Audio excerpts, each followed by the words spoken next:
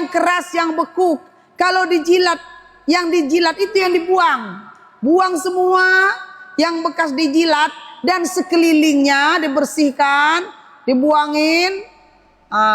Yang diambil, yang di dalamnya itu tetap suci, bisa kita makan.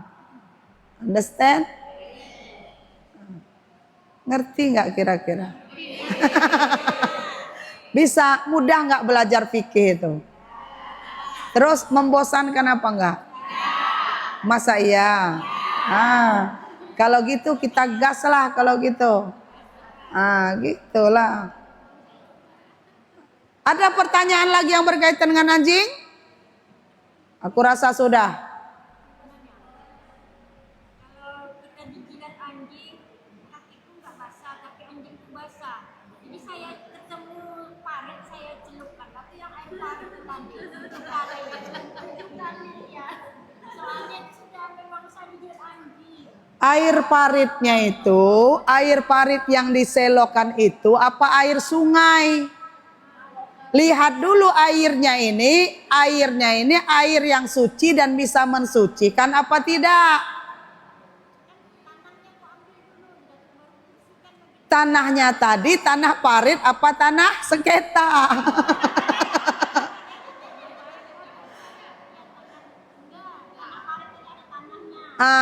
Kalau mensucikan dengan tanah, cari tanah yang bagus. Bukan tanah parit. Kalau tanah parit kan sudah campur dengan kotoran. Apalagi parit di Batam ini, semua air got kita itu ngalirnya ke parit. Itu air najis. Kencing larinya ke situ. Air yang dari septic yang larinya ke situ. Jadi kalau mau mensucikan tadi yang 7 kali, 1 kali dicampur dengan tanah, cari tanah yang bersih, tanah yang suci. Jangan pula udah teraduk-aduk dengan tai kucing itu, boleh ibu pakai. Cari yang bersih tanahnya, ya toh? Karena ada tanah yang bersih. Ibu carilah tanah yang bersih, yang nggak ada tai kucing di situ. Yang bersih tanahnya. Understand? Bersuci itu harus dengan air yang suci dan bisa mensucikan. Tanahnya pun dengan tanah yang suci. Begitu. Baca aja Bismillahirrahmanirrahim. Nggak ada niat khususnya.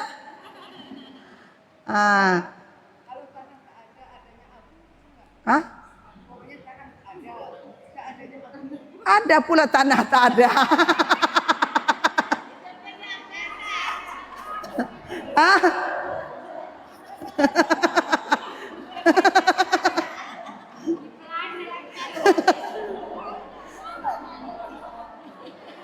Aku kan di Mekah ustazah semua serba batu. Kalau di Batam banyak tanah itu, Bu. Udah cari nggak ada tanah, misalnya ibu di planet apa tadi?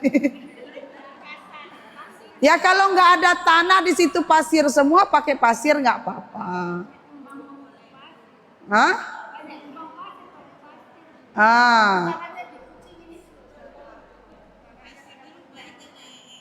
Yang enggak tanahnya kan dicari tanah yang bersih, banyak tanah yang bersih.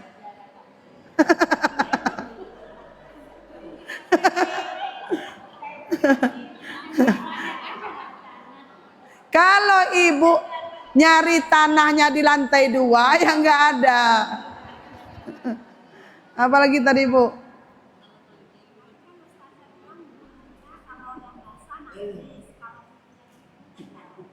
Ya.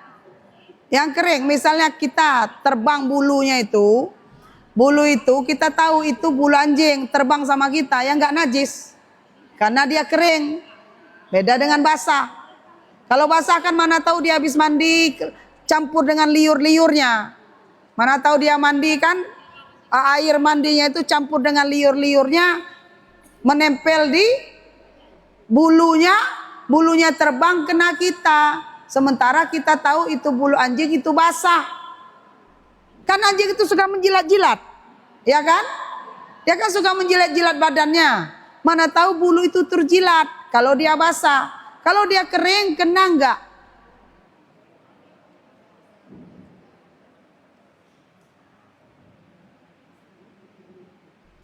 Apalagi kalau kena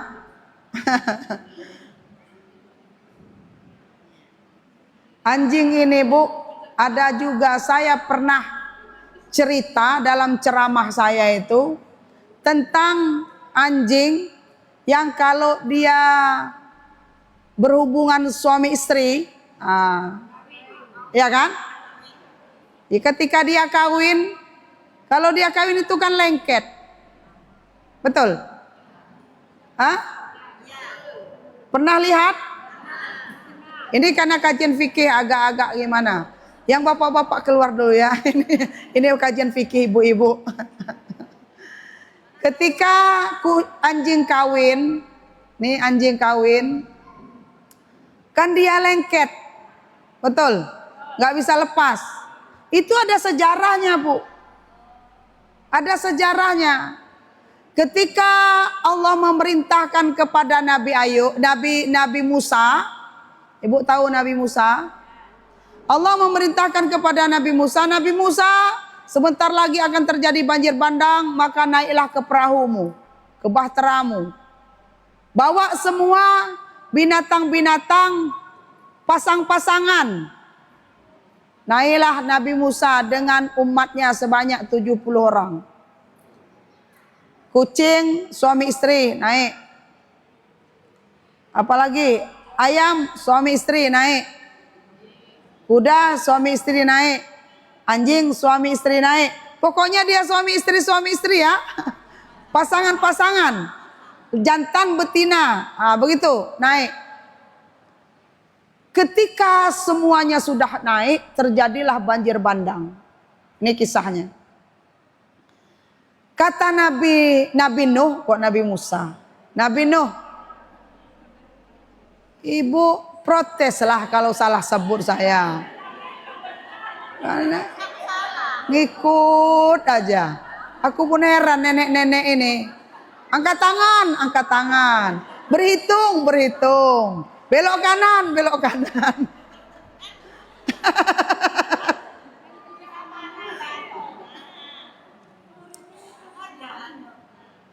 Terus ketika makhluknya Allah ini sudah masuk semua ke dalam, ini kalau penyebutan kata ini nanti kena Bennett juga ya. Kita sebut saja A ya. Huruf awalnya A. Nanti kena Bennett gak bisa, udah kita lab. Udah naik semua. Kata Nabi Nuh, wahai umat-umatku, dan juga para binatang-binatang yang sudah sepasang-sepasang naik ke kapal. Kita belum tahu kapan kapal ini berlabuh. Karena belum ada sinyal dari Allah kapan banjir ini surut.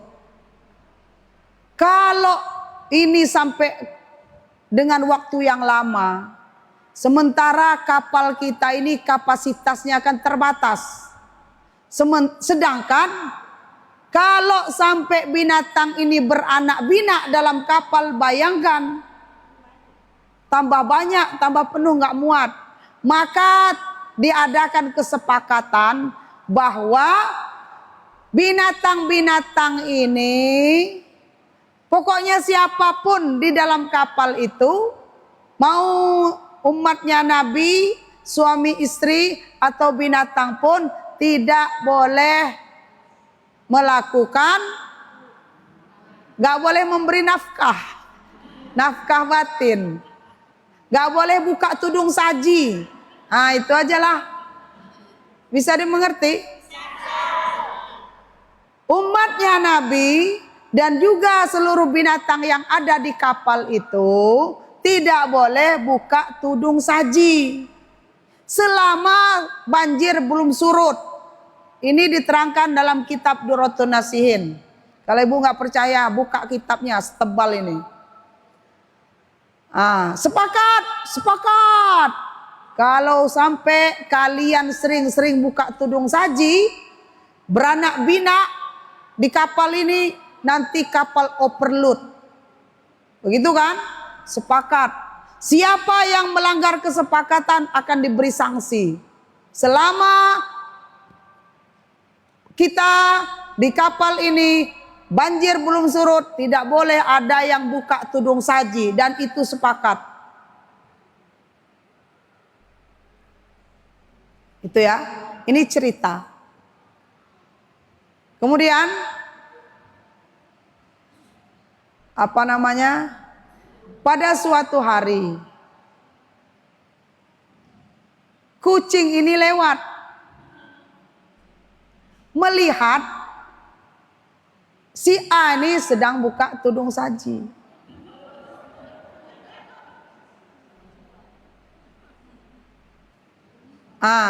Sedang buka tudung saji. Ngadulah kucing ini kepada Nabi Nuh. Nabi Nuh, kan kita udah sepakat nggak boleh buka tudung saji. Sementara si A itu dia buka tudung saji. Betulkah itu? Betul. Aku melihat dengan mata kepalaku sendiri. Panggil si A. Dipanggilnya si A. Wahai si A, betul nggak apa yang dilaporkan oleh kucing? Nggak ada aku melakukan itu. Mana buktinya? Mana videonya? Adakah saksi yang lain? Nggak ada. Mana videonya? Misalnya gitu kan. Nggak ada yang melihatnya selain kucing. Maka selamatlah si A tadi. Kata si kucing, aku betul-betul melihatnya, tapi tak ada buktinya. Selamatlah dia. Jadi kata Nabi Nuh, jangan menuduhkan sesuatu yang tidak ada bukti. Fitnah. Lewat. Suatu hari nampak lagi dia. Ngadu lagi. Berkilah lagi si A nih tadi. Mana ada aku buka tudung saji? Gak ada buktinya. Gak ada kok aku buka tudung saji. Kamu sama siapa lihatnya? Aku sendiri. Oh, gak kuat.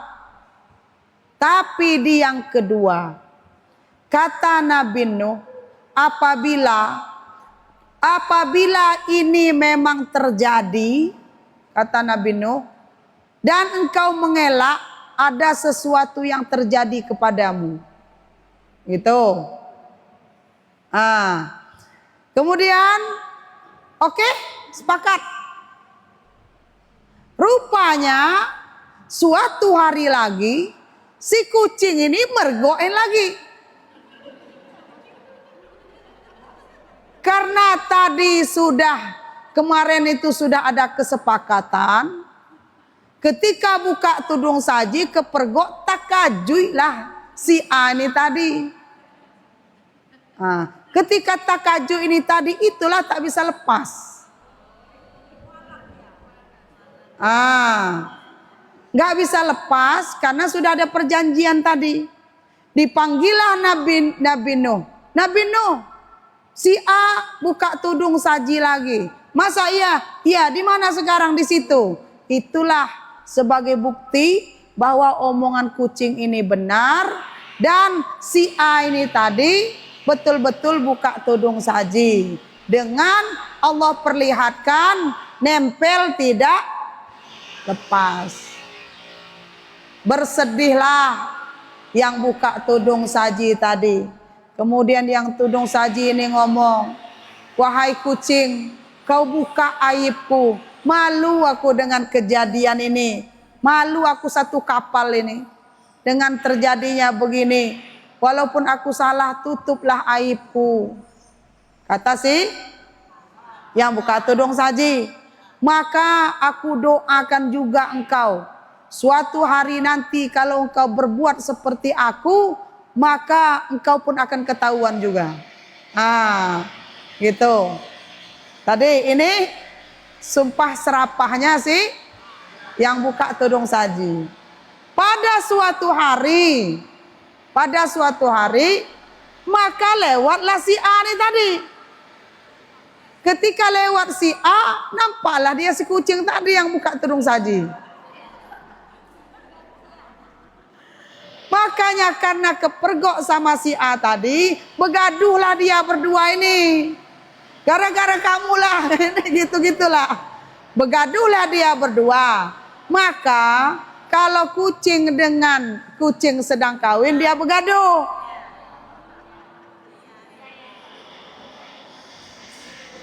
Understand? Dia begaduh. Begaduh sesama dia berdua. Kemudian dia juga. Ya itu tadilah kira-kira ya. Ini bukan saya karang-karang. Ada di kitab Durratun Nasihin kisahnya. Nah, oke. Itu seputar cerita yang buka tudung saji. Lanjut.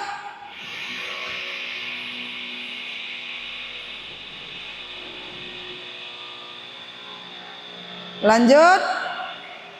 Tadi anjing, sekarang babi. Jadi kita sebutnya B saja ya.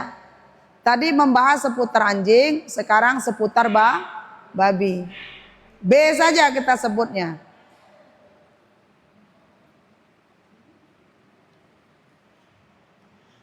B atau babi, di mana juga nyebutnya ya? B2. Oh ya, B2 ya. Kalau disebut gamblang nggak enak pula dengarnya. Soalnya aku nengok ibu-ibu. Kalau aku nengok ibu-ibu seolah-olah aku bilangin. Sementara ini orang-orang tua aku semua, aku takut kualat lah. Kalau aku takut kualat nanti macam mana? B2 merupakan hewan yang tubuhnya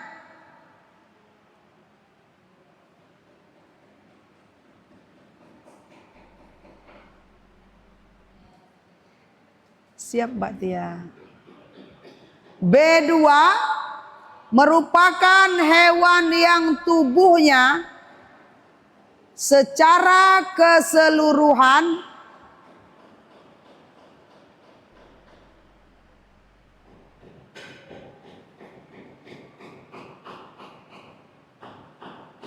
adalah dihukumi najis.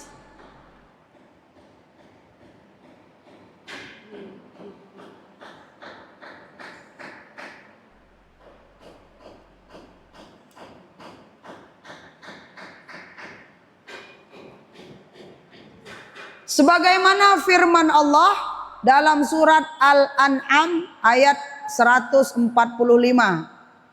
Yang artinya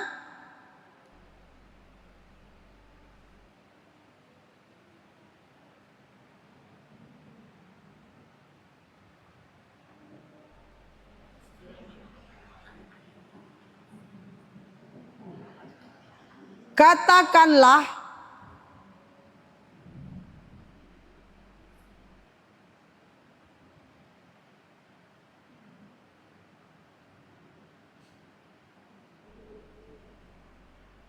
tiada aku peroleh dalam wahyu.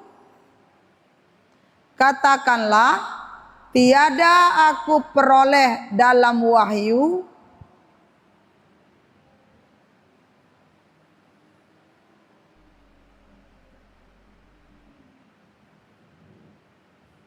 yang diturunkan kepadaku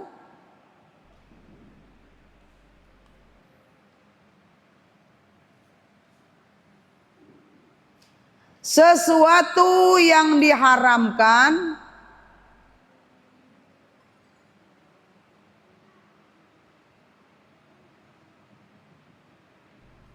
bagi orang yang hendak memakannya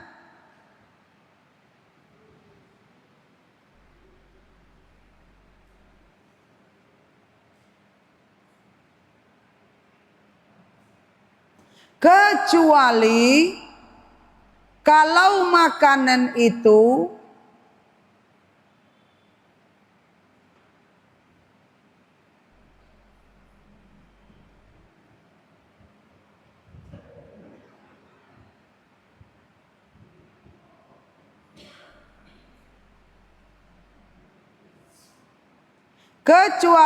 kalau makanan itu berupa bangkai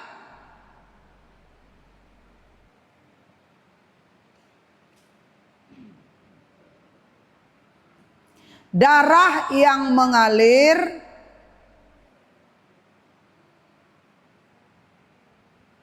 maupun daging B2, bangkai, darah yang mengalir maupun daging B2, karena semua itu adalah kotor.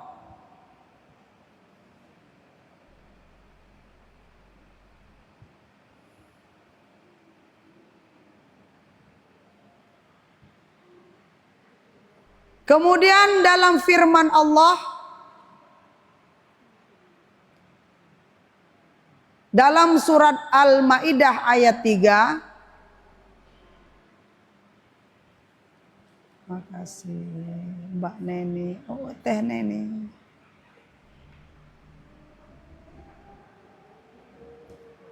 Yang artinya diharamkan bagi kalian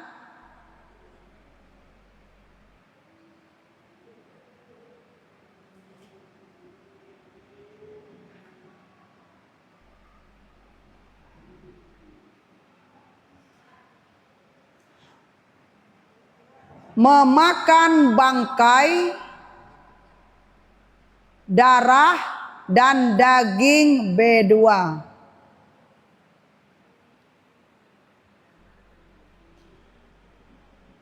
Diharamkan bagi kalian memakan bangkai, darah, dan daging B2.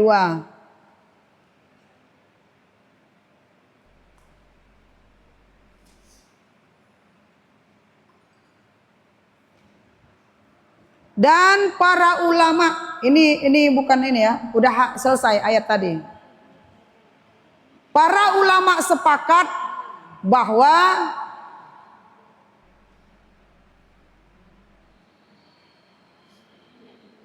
B2 itu najis.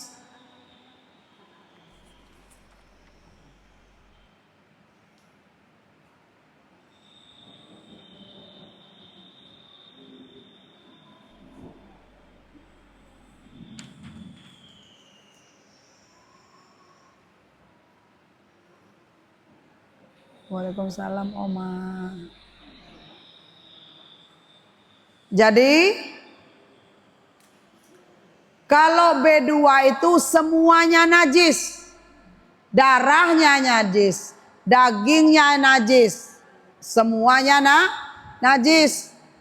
Nah, kalau yang B2, tapi kita dah tahu semua itu. Jadi heran kita. Kalau ada konten-konten kreator kemarin yang lagi heboh ya, bangga bisa makan daging B2.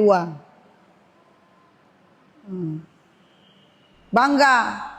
Darahnya itu kalau disembelihkan, kalau orang-orang yang pemakan itu, darahnya ketika dia disembelih, darahnya itu kan ditaruh wadah. Darahnya itu diwadahin.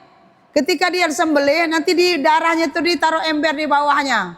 Kemudian di darahnya itu dibekukan. Kayak hati begitu. Udah gak usah dibahas. Nah, ini udah jelas-jelas haram. Semuanya haram. Gak boleh kita makan. Lanjut. Yang berikutnya, khomer.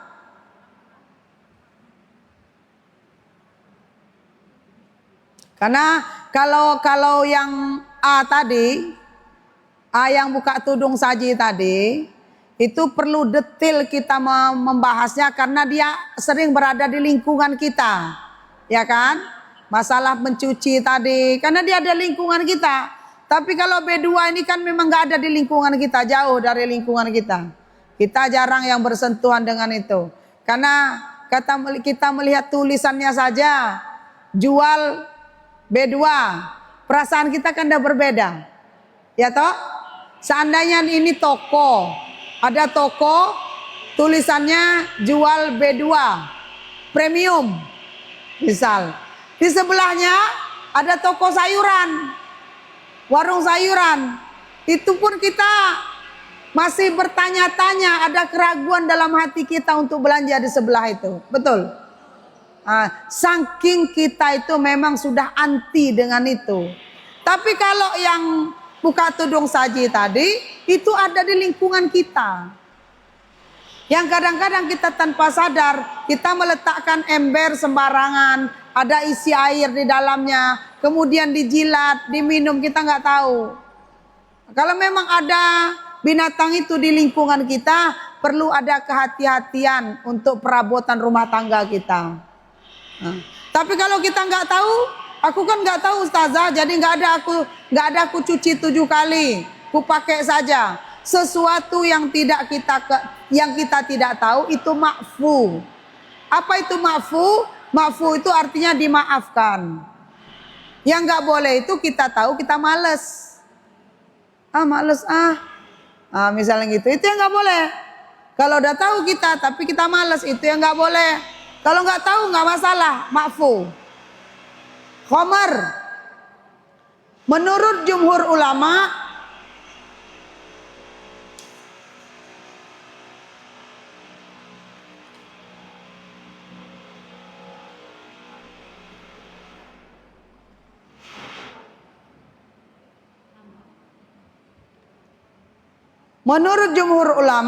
khamar itu dihukumi najis dan haram.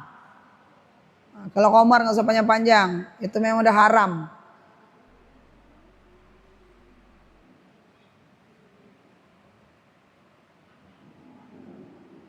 Mau minum sedikit, mau banyak dia tetap. Ada ustazah kentu obat, masih banyak lagi obat-obat yang lain. Nggak usah bersentuhan sama yang haram-haram. Tapi kalau masih juga kita meminumnya, maka Allah akan memberikan hukuman, akan menyiksa orang tersebut. Nah, kalau khamar nggak perlu panjang-panjang, udah tahu kita. Yang berikutnya wadi. Mungkin ini yang banyak belum terlalu paham. Wadi. Wadi. W-A-D-I, wadi. Wadi. Wadi belum dengar, baru dengar.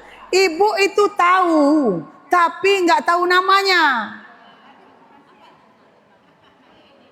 Karena ini ada pada diri kita. Ibu tahu bentuknya, jenisnya, warnanya, tapi ibu nggak tahu kalau itu namanya wadi. Wadi kan tetangga aku, Ustazah.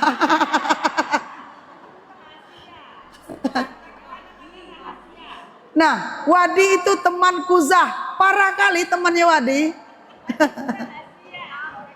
Wadi. Wadi itu apa Zah? Makanya ku kasih tahu, dengarlah baik-baik. Wadi. Wadi adalah, banyak yang nggak tahu sama wadi rupanya. Biar ibu tahu. Baru nanti ibu bilang, oh, wadi adalah cairan kental.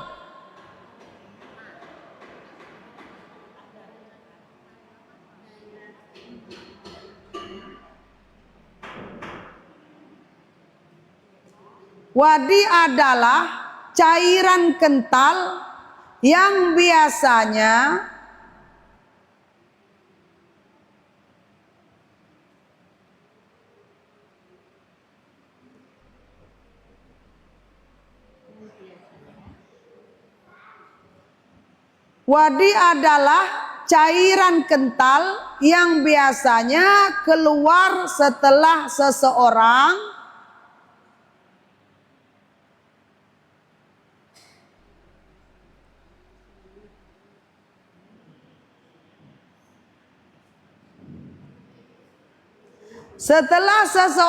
selesai dari buang air kecilnya atau kencing. Nah, ibu ingat-ingatlah itu.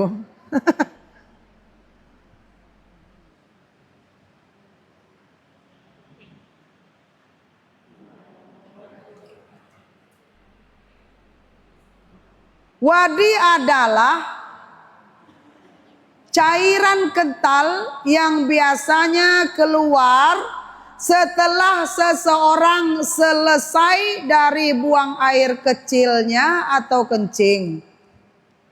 Wadi ini dihukumi najis.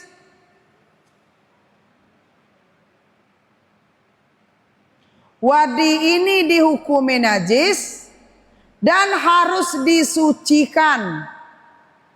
Artinya harus dibersihkan. Seperti halnya kencing.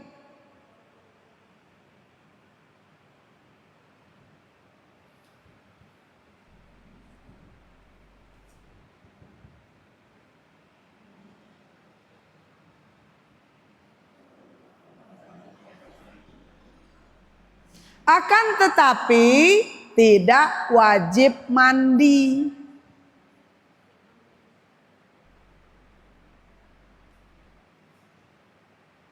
Beda dengan cairan kental satunya, itu wajib.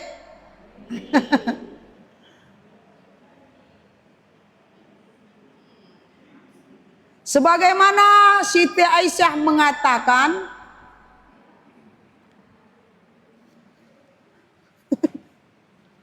jangan dibilang sama dia, nanti dia marah Mbak Tia. Sebagaimana Siti Aisyah mengatakan,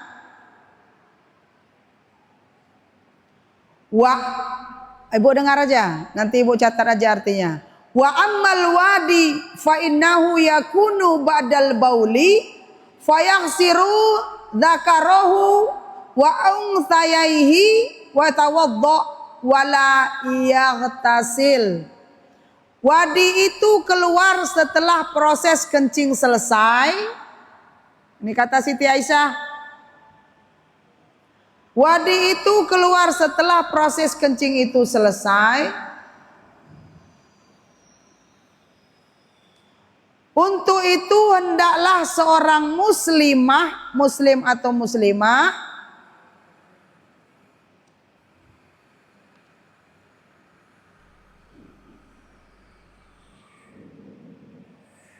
mencuci farjinya setelah keluarnya wadi,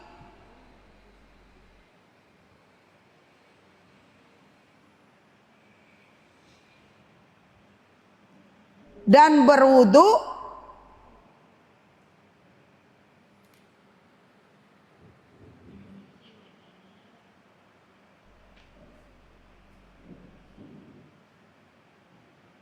serta tidak diharuskan mandi.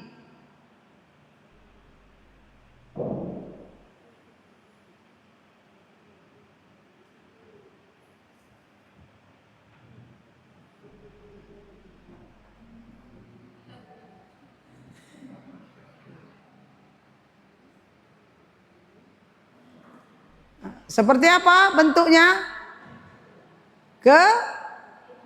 Keputihan. Ada yang kental kan? Ya tahulah ibu deh. Aku agak malu membahasnya. Kalau nggak pakai ini, karena kadang-kadang ada bapak-bapak juga di sini. Kemudian dari Ibnu Abbas ia berkata,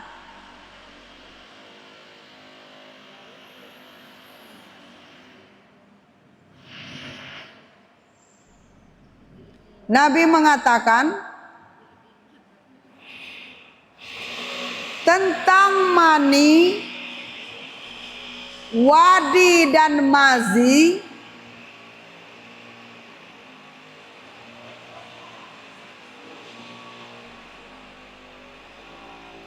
tentang mani, wadi dan mazi. Adapun mengenai mani,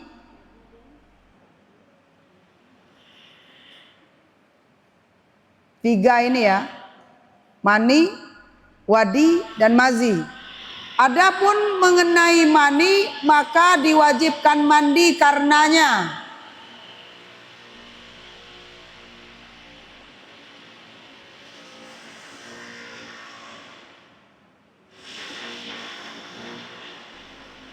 Sedangkan mengenai mazi dan wadi,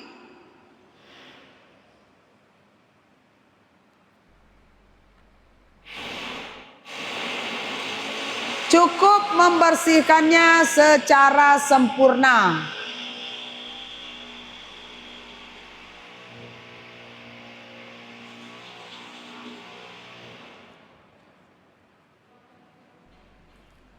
Maka cukup membersihkannya secara sempurna. Nah, ini dia berbesti nih sebetulnya. Keluarnya dari tempat yang sama, kemudian bentuknya agak beda-beda tipis ya.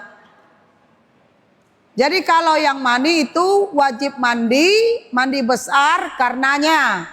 Tapi kalau wadi dan mazi ini cukup membersihkannya dengan sempurna. Udah, dibersihkan aja. Udah tahu yang tentang wadi tadi? Jadi kalau ibu ketemu sama tetangga namanya wadi, mesti ibu ingat itu.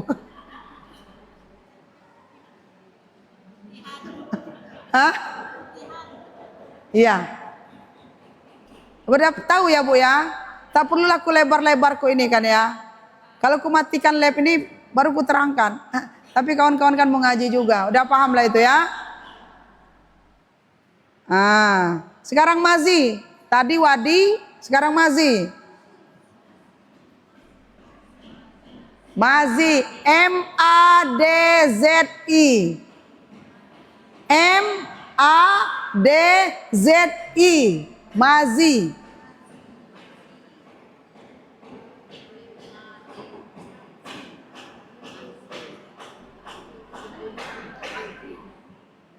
Mazi ya.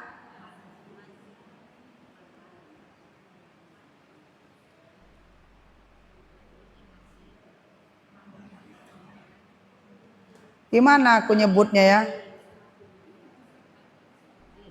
Bu izin ya teman-teman. Apa ya? Agak vulgar sedikit ya. Izinkan. Izin ya, ibu-ibu yang hadir online ataupun secara offline. Karena ini pelajaran fikih ya, terpaksa saya sampaikan ya. Dan kan mungkin yang bahasa yang agak ini sedikit. Madhi adalah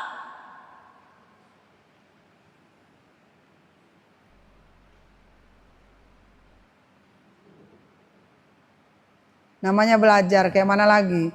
Madhi adalah cairan bening sedikit kental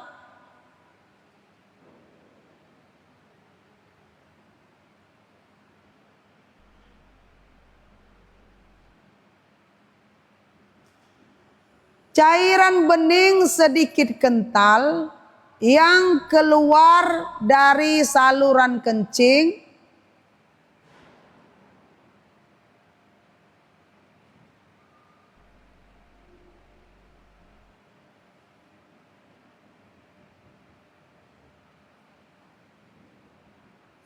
ya. Cairan bening sedikit kental yang keluar dari saluran kencing ketika bercumbu atau ketika nafsu syahwat mulai terangsang.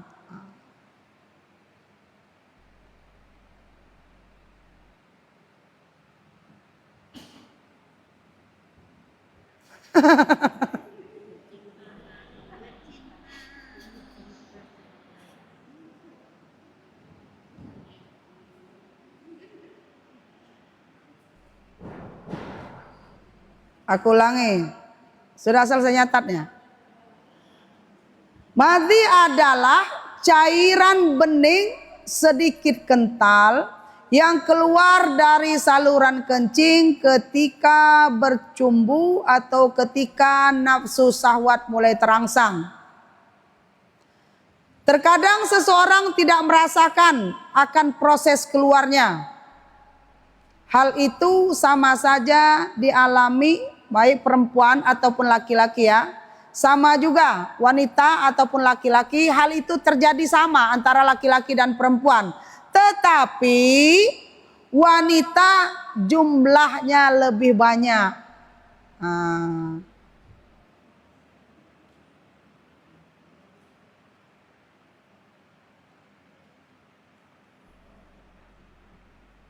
Keluarnya asbab itu. Dan ini terjadi baik itu pada laki-laki ataupun pada perempuan. Tapi perempuan keluarnya lebih banyak. Understand? Udah paham lah gimana bentuknya? Ah, gitu ya. Nah, ibu udah tahu lah bentuknya. Gak usah terlalu banyak.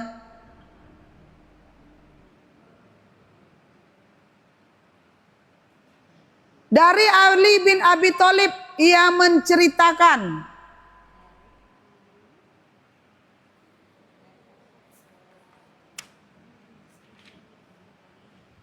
dari Ali bin Abi Thalib ia menceritakan, yang artinya, aku ini seorang laki-laki yang sering mengeluarkan madhi.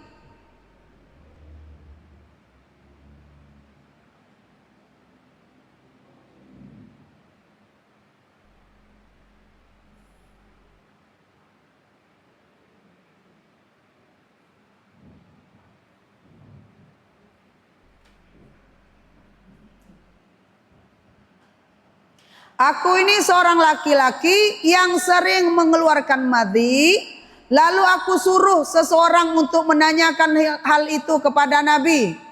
Karena aku malu, kata Ali bin Abi Thalib. Aku ini seorang laki-laki yang sering mengeluarkan madhi, lalu aku suruh seseorang untuk menanyakan hal itu kepada Nabi karena aku malu. Sebab putrinya adalah istriku.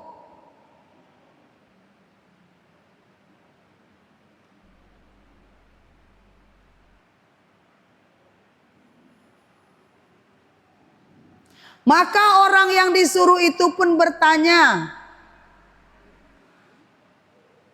kepada Nabi, dan Nabi menjawab, berwudulah dan cucilah farjimu. Nah, ini dari ditegaskan oleh Nabi, nggak perlu mandi, tapi cukup dengan mencuci.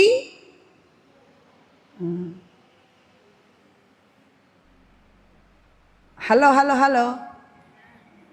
Gimana aku nerangkannya ini ya? Bu. Nah, kalau madhi ini keluarnya karena bercumbu.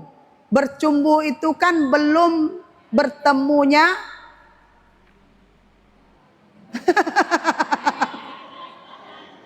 Ah, itu ya.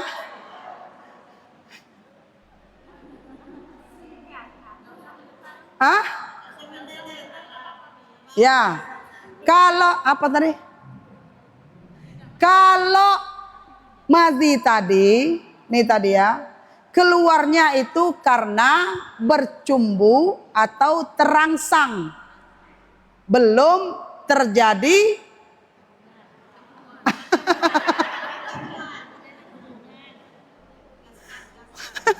gaskan. Pokoknya belum bertemunya, itulah ya. Ini baru terangsang ketika bercumbu saja. Itulah madhi. Maka kalau dia sebatas itu saja, apa kata Nabi? Maka bersihkanlah farjimu. Bersihkan benda itu, bersihkan juga farjinya. Kalau dia sampai di situ saja.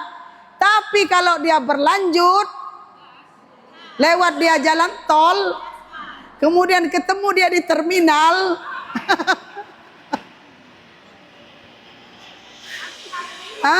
ketemu dia di terminal, dari madhi dia lanjut lagi. Kalau tadi yang keluarnya madhi, maka setelah di terminal dia keluarnya mani, maka wajib. Understand? Ini sebetulnya harus diterangkan kepada anak-anak muda. Ini diterangkan pada nenek-nenek. Nenek-nenek ada kadaluarsa. Sebetulnya yang begini ini penting sekali diterangkan, dijelaskan kepada pasangan muda. Ini nenek-nenek nggak ada lagi ketemu di terminal.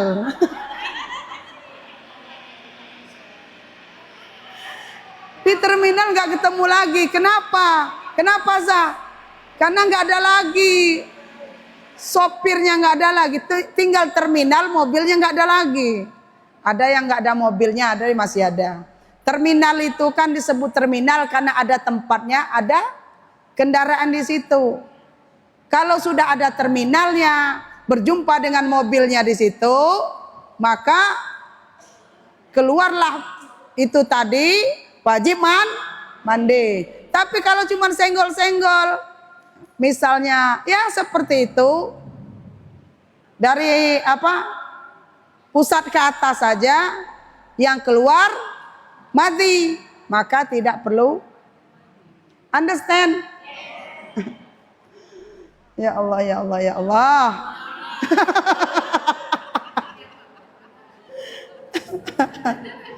Ya Allah, ya Allah, ya Allah.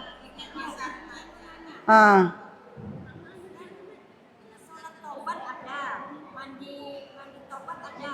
Saya kemarin dekat itu. Hah? Tadi katanya mandi taubat nggak ada, mandi taubat nggak ada. Siapa bilang?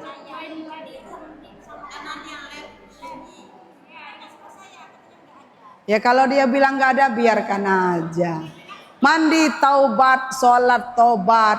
Mandi taubat itu kita membersihkan badan kita. Sholat taubat membersihkan jiwa kita dari dosa-dosa. Nah kalau dia bilang nggak ada, mungkin jalur dia lain. Biarkanlah dia ke terminal yang lain. Nanti ada bab mandi. Kita belum sampai. Sekarang baru bab terminal. Makanya ngajinya berurut. Kalau runut dia kan enak. Kemarin dari air kan. Dari air lanjut ke najis. Dari najis nanti lanjut kemana nih? Ntar. Tentang buang air kecil dan besar. Dikit-dikit. Insya Allah nanti paham. Nggak bingung lagi wadi itu apa. Madhi itu apa. Mani itu apa. Yang wajib mandi yang mana. Yang tidak wajib mandi yang mana. Kan paham. Understand? Nah, sudah paham? Kita tutuplah dengan hamdalah. Alhamdulillah. Terminal buzah. Entah terminal bus, entah terminal truk. Semua punya terminal masing-masing. A'udzubillahi minasyaitonirrajim. Bismillahirrahmanirrahim. Alhamdulillahirabbil alamin. Allahumma shalli wa sallim ala sayyidina Muhammadin fil awwalin wa shalli wa sallim ala sayyidina Muhammadin fil akhirin wa shalli wa sallim ala sayyidina Muhammadin fi kulli waqtin wahin. Hamdan hamidin, hamdan syakirin, hamdan ni'amahu wa ikafi madidah. Ya Rabbana lakal hamdu kama yanbaghi li jalali wajhikal karim wa azimi sultanik. Allahumma inna nas'aluka salamatan fid din wa afiatan fil jasad wa ziyadatan fil ilmi wa barakatan fil rizqi wa taubatan qablal maut wa rahmatan 'indal maut wa maghfiratan ba'dal maut. Allahumma hawin alina fi syakaratil maut wan najata minan nar wal afwa indal hisab. Allahumma inna nas'aluka bi husnil khatimah wa na'udzubika min syarri aqibah wa sul khatimah. Allahumma ighfir lana wa li walidina warhamhuma kama rabbawna shighara. Rabbana hab lana minas solihin. Rabbana hab lana min azwajina wa dzurriyyatina qurrata a'yun waj'alna lil muttaqina imama. Allahumma ij'al auladana min ahlil ilmi wal khair wa la taj'al auladana min ahli syarri wad dhair. Allahumma ij'al auladana min ahlil ma'ruf fid dunya wal akhirah wa la taj'al auladana min ahlil munkar. Ya muqallibal qulub tsabbit qalbina ala dinika wa ala ta'atik. Allahumma salli ala sayyidina Muhammadin. Allahumma arzuqna wa balighna ziyarata Makkahal Mukarramah wal Madinatil Munawwarah. Ya saranallahu li ziyaratiha. Ya saranallahu li ziyaratiha. Ya saranallahu li ziyaratiha. Rabbana dhalamna anfusana wa lam taghfir lana wa tarhamna lanakunanna minal khasirin. Rabbana atina fid dunya hasanah wa fil akhirati hasanah wa qina adzabannar. Subhana rabbika rabbil izzati amma yasifun wa salamun alal mursalin walhamdulillahi rabbil alamin.